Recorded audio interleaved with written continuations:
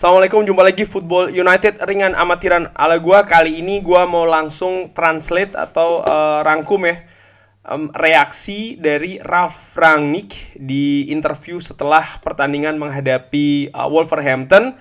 Sebelumnya gue minta maaf kalau mungkin agak sedikit belepotan. Beberapa bilang kan kayak gue baru belajar bahasa Inggris, nggak apa-apa. Yang penting gue berusaha untuk mentranslate ya kan, atau merangkum apa yang ada dari manunited.com. Kalau teman-teman yang nggak sabar ya kan, langsung bisa ke manunited.com, langsung artikan sendiri, lebih bagus. Oke, langsung aja reaksi dari Ralf Rangnick. Ditanyakan soal poor performance atau performa yang tidak bagus. Ralf Rangnick menjawab, kita tidak bermain bagus sama sekali, baik itu secara individu ataupun secara kolektif. Di babak pertama kita punya masalah besar untuk mengusir mereka dari kotak kita, dari box kita, dari gawang kita. Di babak kedua kita mengganti menjadi formasi yang berbeda dengan back three atau bermain dengan 3 pemain belakang. Kita punya lebih kontrol ya di dalam permainan.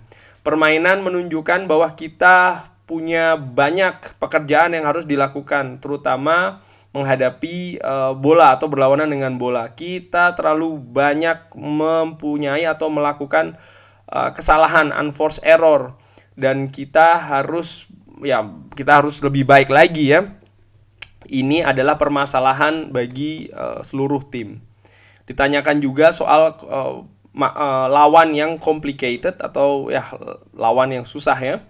Dijawab, kita tahu ini akan menjadi permainan yang complicated atau permainan yang susah karena Wolves, mereka punya 5 pemain belakang dan sangat fleksibel di tengah. Mereka punya 4 atau 5 central midfield atau pemain tengah dan punya masalah untuk mengkontrol beberapa bagian dari lapangan. Ketika mereka berusaha untuk menyerang balik melalui wingback mereka juga berjuang. Kita punya 15 menit di mana kita sebenarnya harus bisa mencetak gol. Kita mengenai tiang gawang, tapi lagi-lagi kita kebobolan ya. Kita sebenarnya menunjukkan kita ini punya pemain yang banyak di dalam kotak kita atau pertahanan kita, tapi kita membiarkan Adama Traore yaitu tadi ya masuk ke pertahanan kita dengan kecepatannya, dan itu tadi melakukan crossing. Crossingnya sebenarnya sudah dipertahankan ya, atau dihalau oleh Phil Jones, tapi gol tersebut itu adalah satu dari banyak yang seperti itu musim ini.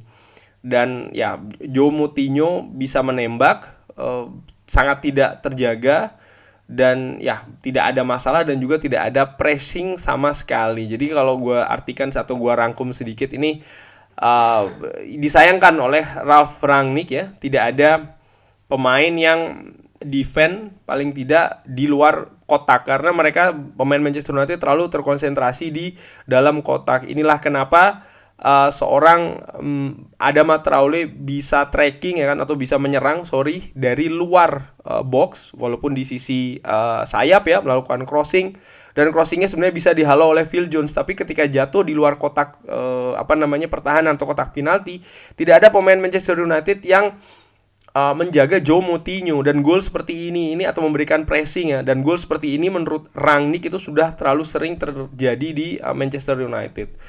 Lalu ada juga soal big moments ya, atau momen besar. Kita kehilangan kesempatan untuk mencetak gol pertama melalui Bruno Fernandes ya. Itu harusnya bisa memungkinkan ya, atau sebenarnya itu bisa saja menjadi gol pertama yang sangat penting. Kita punya 2 situasi, pertama melalui Bruno dan yang lainnya melalui Cristiano, yang sayangnya offside. Tapi secara umum kita harus menemukan perimbangan yang lebih baik di dalam tim, baik itu secara defensif dan juga ofensif. Lalu ditanyakan soal masalah apa nih yang harus diimprove atau dikembangkan lagi dari permainan.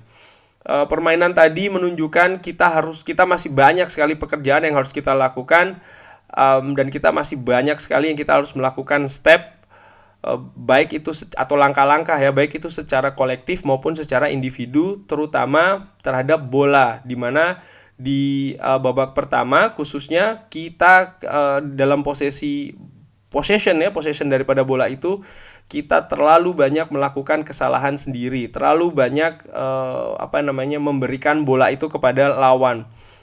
Di dalam bagian daripada permainan kita harus lebih bagus, kita hanya harus lebih bagus. Saya tidak mau berbicara soal performa individu daripada pemain. Ini adalah masalah dari seluruh tim. Kita hanya bisa meningkatkan tim kalau kita bisa bermain secara kolektif lebih bagus lagi. Ini tidak masuk akal untuk sekarang ini untuk berbicara tentang individual performa atau performa dari individu masing-masing pemain. Jadi Rangnick lagi-lagi tidak ingin menunjuk hidung dari 1, 2, 3 pemain, tapi dia melihat ini adalah kesalahan secara keseluruhan ya, secara tim, secara kolektif, sehingga kalah kita malam ini. Lalu disinggung juga soal kembalinya Phil Jones. Dijawab oleh Rangnick, saya pikir Phil Jones bermain cukup bagus malam ini. Tidak bermain selama 2 tahun di dalam level permainan yang seperti ini. Kita tidak melihat efek itu, artinya efek dia tidak bermain selama 2 tahun ya di dalam permainan tadi. Dia melakukan pekerjaannya dengan bagus dan dia melakukan apa yang kita harapkan dari seorang Phil Jones. Ya gue setuju sih, Phil Jones tadi tampil cukup tenang, cukup bagus, cukup solid, cukup berani, keputusannya cukup nyaris tidak ada cacat ya. Hanya saja sayang penampilan pertamanya dia ternoda dengan kekalahan, artinya gawang kebobolan. Tadi gue sempat nge-tweet kalau seandainya hari ini Manchester United tidak kebobolan, man of the match-nya ya Phil Jones kalau menurut gue ya. Di samping mungkin ada faktor dari David De Gea, tapi performa atau penampilan dari Phil Jones tadi menurut gue untuk pemain yang 2 tahun ya tidak bermain karena cedera, lalu belum lagi dia juga ada masalah dengan mentalnya sebelumnya karena kena serangan dari yang katanya fans Manchester United tapi menyerang secara brutal pemain yang notabene adalah memiliki masa pengabdian paling lama, salah satu yang paling lama di tim bahkan ya. Ini gue gak ngerti sih sebenarnya. Cuman again penampilan Phil Jones tadi menurut gue sangat luar biasa, dan gue mendukung 1000% seorang Phil Jones ya, kalau seandainya dia akan ditampilkan lagi di pertandingan-pertandingan selanjutnya. Lalu ditanyakan juga 1 minggu sampai dengan pertandingan selanjutnya, artinya ada waktu seminggu ya.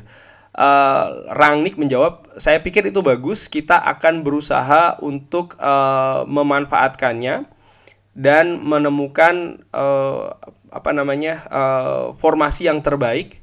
Dan seperti saya bilang juga gaya bermain, kita harus lebih agresif terhadap bola dan kita harus lebih menempatkan atau ya kita harus melakukan pressing yang lebih lagi kepada tim lain, terutama ketika mereka memegang possession atau mereka sedang memegang bola. Jadi itu yang diharapkan oleh Rangnick. Artinya Rangnick di dalam waktu 1 minggu ini akan berusaha lagi lebih untuk meningkatkan